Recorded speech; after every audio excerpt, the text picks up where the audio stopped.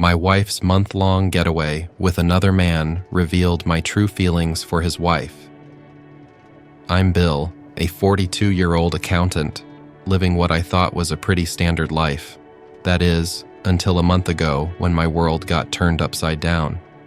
My wife, Tiffany, with her usual happy disposition and free spirit, vanished without a trace. I called her, texted her, and even reached out to her parents, but it was no use.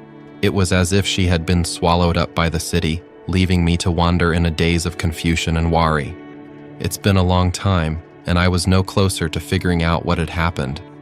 I learned about it indirectly. A former coworker and shared acquaintances were buzzing with the news. They said Tiffany had gone on a vacation, not alone, but with Steve, someone I vaguely knew but never really talked to. Steve, a tall, charismatic guy who worked in marketing, always the life of the party. But why would my wife Tiffany leave with him? Time was running out. I felt abandoned. I was treated like nothing. Anger, confusion, hurt. You name it, I felt it. It was during this turmoil that I remembered Steve's wife, Catherine. I'd met her a couple of times at company events. She was always poised, a bit reserved, but with a kind smile. I found myself dialing Catherine's number before I even realized what I was doing. To my surprise, she agreed to meet, suggesting we drive around town. Maybe she needed the distraction as much as I did. We met on a sunny afternoon. Her car, a sleek, navy sedan. I got into the passenger seat. We drove in silence initially, the city's beauty unfolding around us like a painting. The lush green of the parks, the vibrant street murals, the buzz of life, it all seemed so distant, like a dream I was watching rather than living. Catherine broke the silence first. "Bill, I don't know what to say. I'm just as lost as you are." Her voice was calm, but I could see the sadness in her eyes. We talked, and it felt good to vent, to share the confusion and the pain. There was a strange comfort in our shared misery. As the city lights began to twinkle in the evening sky, Catherine turned to me. "Bill, what if we did something crazy, something to show them, to make them feel what we're feeling now?" Her words hung in the air, charged with an unexpected energy. I knew it was wrong. A fleeting thought born of fury and a desire for vengeance. Yet, in that moment, the idea seemed almost appealing. The thought of getting back at Tiffany and Steve, of making them understand the pain they'd caused. Catherine and I shared a look, a spark of something forbidden and wild igniting between us. We knew we were standing at the edge of a decision that could change everything. But just as quickly as it came, the moment passed. We didn't speak of it again, but the tension remained, a silent acknowledgement of what could have been. As Catherine dropped me off, the city seemed different, more alive, more complicated.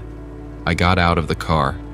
The nighttime setting had me thinking about all of this. What would I do next? What did this all mean for Tiffany and me, for Catherine and Steve? It was late at night when I finally got home. The conversation with Catherine, the surge of excitement, it's all been weighing on me. I sat alone in the dim glow of the living room, pondering over the evening's events. The silence was ear-wrenching, every tick of the clock a reminder of Tiffany's absence. In a fit of desperation, I reached for my phone. I dialed Tiffany's number, over and over, 1,000 times it seemed, each call unanswered, each message sinking into the void. The realization hit me hard and cold. Our relationship, the life we had built, was disintegrating like sand slipping through my fingers. Days passed, each one a mirror of the last, filled with unanswered questions and a growing sense of betrayal. The picture of Tiffany giggling, with her eyes shimmering, continued to linger in my mind. But each memory was now marred by a shadow of resentment. It was in one of these restless evenings that I decided to invite Catherine over. I needed to talk, to connect with someone who understood the heartache. She came over, her presence a soothing balm to my frayed nerves. We sat in my living room, two souls adrift in a sea of confusion and hurt.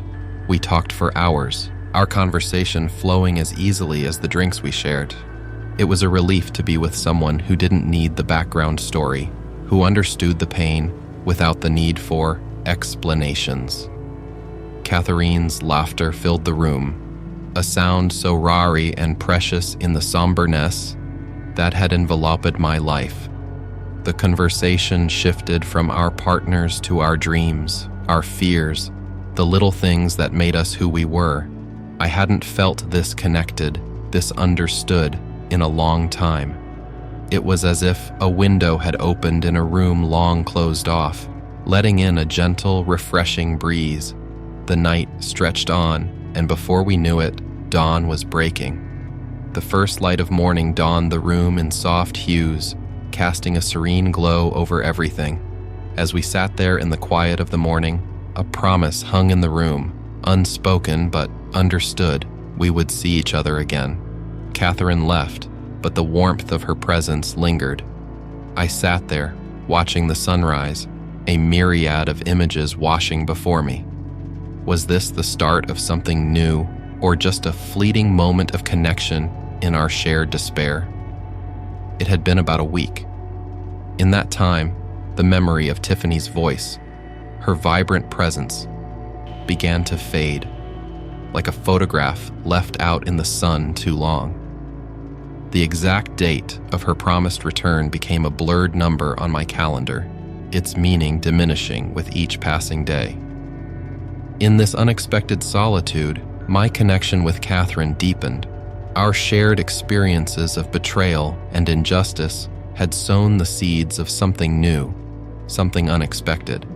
We found comfort in each other, our relationship blossoming quietly amidst the wreckage of our shattered pasts. Then, one unsuspecting morning, the sound of a car pulling up broke the calm, and there they were, Tiffany and Steve, returning as abruptly as they had left. When I saw them, an aggression awakened inside me. How dare they come back after such an act? No one had ever done to me what my beloved wife had done to me. After all, while she was on vacation with her new boyfriend, I was killing myself with thoughts of betrayal. They came for their things, the finality in their actions clear. As they entered, the sight that greeted them was me in bed with Catherine. Tiffany's reaction was immediate and visceral, her anger erupting like a volcano. Accusations flew, her words cutting through the air, blaming me as the instigator of all that had gone wrong. Tiffany's voice, once sweet and melodious, was now sharp, piercing through me as she declared her new relationship with Steve. Though I had long ago realized the seriousness of her intentions, hearing the reality that she was no longer with me shook me a little, but nothing prepared me for what happened next. Steve's aggression manifested itself physically, his fists clenched, his face a mask of rage. He lunged towards me, but Catherine was quicker. She intervened, started crying over Steve's behavior, after which they began to work things out between themselves. The house became a battlefield of passion, hate, hurt, deception. We argued, tears were shed, words thrown like daggers, each one revealing the depth of our broken hearts. Eventually, the conflict subsided, leaving a lull. Tiffany, her eyes red from crying, began to pack her belongings, each item a fragment of the life we once shared. Steve, now subdued, helped her, their movements mechanical, devoid of the passion that had driven them here. As they drove off in Steve's car, a sleek symbol of their new life together, I watched from the window, a mix of relief and sorrow washing over me. Our life together with Tiffany was over, the story that was ours now just a part of my past. Turning back, I found Catherine's eyes on me, her gaze warm, understanding. In her, I had found an unexpected companion, a kindred spirit who had walked through the fire with me.